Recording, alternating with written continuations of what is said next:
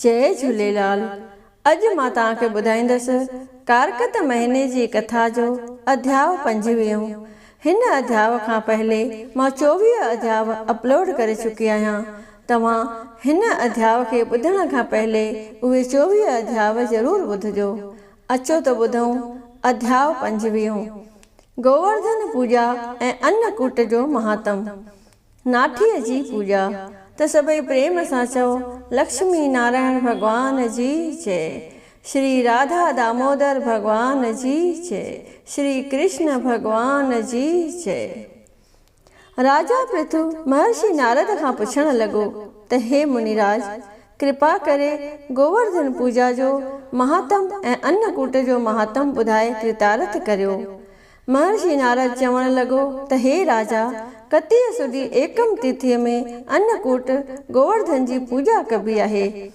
गोकुल में या ॿियनि पवित्र आस्थाननि में भगवान जी मूर्ति वॾे आकार वारी घणे छेणे मां ठाहिजे, धरतीअ ते लेपो बुहारी कजे, पोइ हुन मूर्तिअ जो पूजन करे उन में झंडो खड़ो कजे।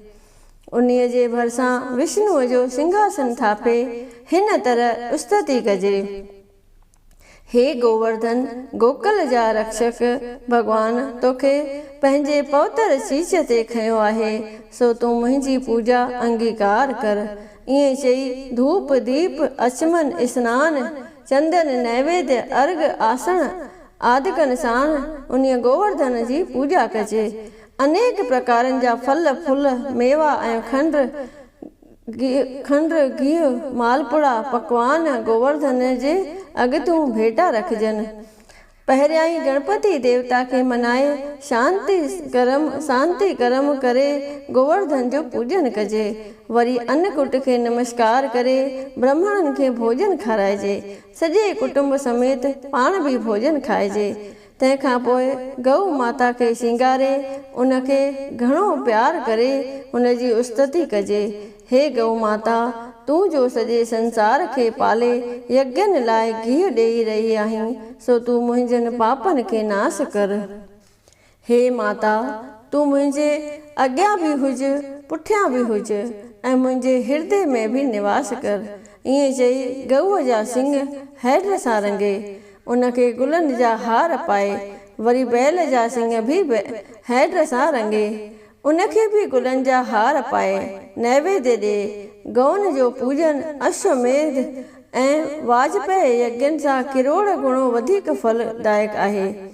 पोइ ॾींहं जो 3 पहर में पूर्व दिशा में ब्राह्मणनि खां हवन यज्ञ कराए मार्ग पालना पींघ ॿधाए उनखे नमस्कार करे हिन तरह उनजी स्तुति कजे।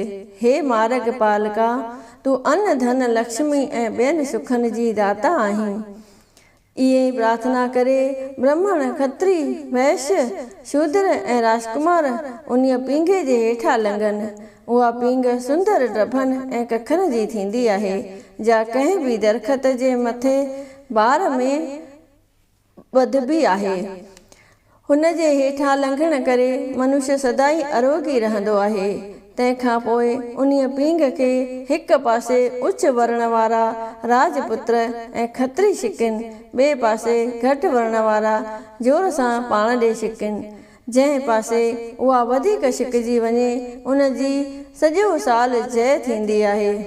वरी सांझीअ जो मंदर जे खंभे भरिसां तख़्ते ते राजा बलीअ जी 5 रंगनि वारी मूर्ति बणाइजे। उनखे कुंडल ऐं मुकुट पाए 2 भुजाउनि वारो दैत्य राज तयारु कजे।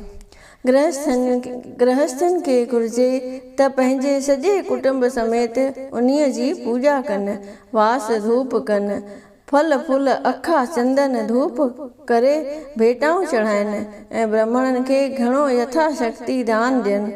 ईअं करण करे संपूर्ण सुखनि जी प्राप्ति थींदी आहे। इन्हीअ ॾींहुं पंहिंजे नाठीअ खे आणाए उनखे सुठा सवाई भोजन खाराए उनखे बि दक्षिणा ॾेई प्रसन्न कजे। हे राजन, इन्हीअ विधिअ अनुसार हलण करे श्याम सुंदर जे कृपा सां सुख संपत्ति ऐं मुक्ति मिले थी। महर्षि नारद जा इहे वचन ॿुधी राजा पृथु हथ जोड़े वेनती करण लॻो त हे प्रभु राजा बलीअ जे ॾींहुं नाठीअ जी पूॼा छा लाइ करणु घुरिजे? अॻे जेकॾहिं कंहिं अहिड़ीअ तरह कयो हुजे त कृपा करे उहो बि विस्तार सां ॿुधायो। महर्षि नारद चवणु लॻो त हे राजन, सतयुग जे समय में जॾहिं देवताउनि ऐं दैतनि समुद्र खे विलोड़ियो हो तॾहिं लक्ष्मी पैदा थी हुई, जंहिंसां विष्णु भॻवान विवाह कयो हो, जंहिंजे हथ में कमल जो गुल आहे ऐं सोभिया गुणनि करे जा 16 कला संपूर्ण आहे। जॾहिं समुद्र अहिड़ी पंहिंजी महासुंदर कन्या विष्णु भॻवान खे ॾिनी तॾहिं पुत्रीअ जे प्रेम करे समुद्र विष्णु भॻवान खे घणी स्तुति कई। विष्णु भॻवान उन जी स्तुति ॿुधी तमामु घणो प्रसन्न थियो ऐं चयाईंसि त हे समुद्र, घुर जेकी घुरे। भॻवान खे पाण ते प्रसन्न ॾिसी समुद्र वेनती करे चयो त हे कृपानाथ, तव्हां जेकॾहिं मूं ते सच्चीअ दिलि सां प्रसन्न आहियो त लक्ष्मीअ समेत हमेशह मां वटि निवास करियो। भॻवान ख़ुशि थी चयुसि त हे जल राजा, मां तो में हमेशह लाइ निवास कंदुसि। तूं साल ब साल कारकत सुधी एकम ॾींहुं मुंहिंजी पूॼा कजांइ, छो त इन्हीअ ॾींहुं नाठीअ जी पूॼा करण करे सभई पाप नास थी वेंदा आहिनि। अश्वमेध यज्ञ जो फल मिलंदो आहे। गऊदान करण जो फल ऐं पृथ्वी दान करण जो फल बि इन्हीअ ॾींहुं नाठीअ जो पूॼन करण करे प्राप्त थींदो आहे। 14 लोकनि जा देवता उन्हीअ ॾींहुं नाठीअ जे शरीर में अची वासो कंदा आहिनि। तंहिं करे कारकत सुधी एकम ॾींहुं नाठीअ जी पूॼा ज़रूरु करणु घुरिजे। पद्म पुराण मां कारकत महात्म, गोवर्धन पूॼा ऐं अन्नकूट महात्म बाबति नाठीअ जे पूॼा वर्णन नाले 5वें अध्याय संपूर्ण थियो। सभई चओ लक्ष्मी नारायण भॻवान जी जय। श्री राधा दामोदर भगवान जी जय। श्री कृष्ण भगवान जी जय। जय जगदीश हरे स्वामी, जय जगदीश हरे। भक्त जनों के संकट, दास जनों के संकट क्षण में दूर करे। ओम जय जगदीश हरे। जो ध्यावे फल पावे, दुख बिन से मन का। स्वामी दुख बिन से मन का। सुख संपत्ति घर आवे, सुख संपत्ति घर आवे। कष्ट मिटे तन का। ओम जय जगदीश हरे। माता पिता तुम मेरे, शरण गऊँ मैं किसकी। स्वामी शरण गऊँ मैं किसकी। तुम बिन और न दूजा, प्रभु बिन और न दूजा। आस करूँ मैं जिसकी। ओम जय जगदीश हरे। तुम पूरन परमात्मा, तुम अंतर्यामी। स्वामी तुम अंतर्यामी। पार ब्रह्म परमेश्वर, पार ब्रह्म परमेश्वर। तुम सबके स्वामी। ओम जय जगदीश हरे। तुम करुणा के सागर, तुम पालन करता। स्वामी तुम पालन करता। मैं मूर्ख कल कामी, मैं सेवक तुम स्वामी। कृपा करो भरता। ओम जय जगदीश हरे। तुम हो एक अगोचर, सबके प्राणपति। स्वामी सबके प्राणपति। किस विध मिलूं दया में, किस विध मिलूं दया में। तुमको मैं कुमति। ओम जय जगदीश हरे। दीन बंधु दुख हरता, तुम ठाकुर मेरे। स्वामी तुम रक्षक मेरे।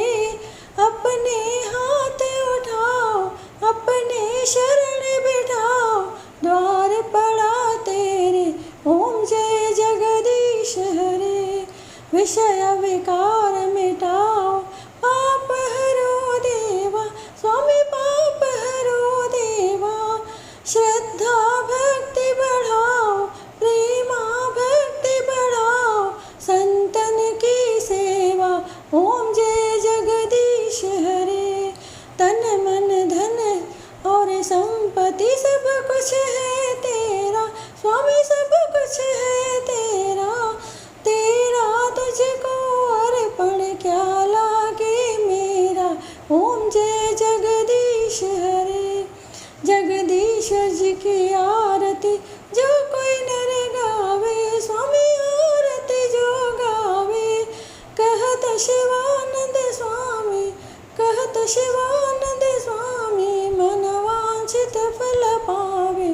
घर लक्ष्मी आए, सब दुख मिट जाए।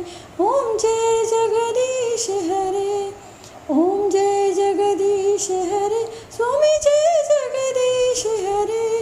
भक्त जनों के संकट, दास जनों के संकट क्षण में दूर करे। ओम जय जगदीश हरे। बोलिए विष्णु भगवान की जय।